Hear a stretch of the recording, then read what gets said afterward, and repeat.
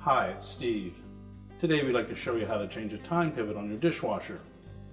Over time the plastic may dry out and crack and the tine may not be stable. It's a really easy job to change.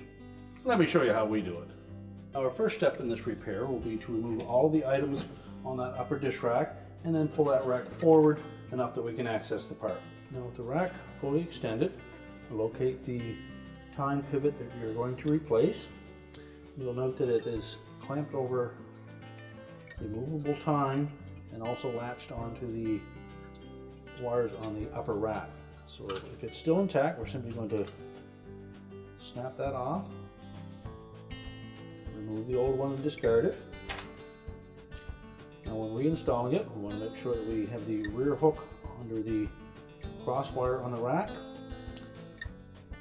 The saddle portion will sit over the tine itself.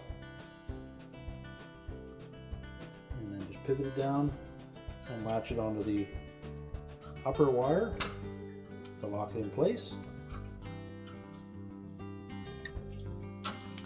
You tilt your tine into an upright position, and then we can slide the rack back into the dishwasher.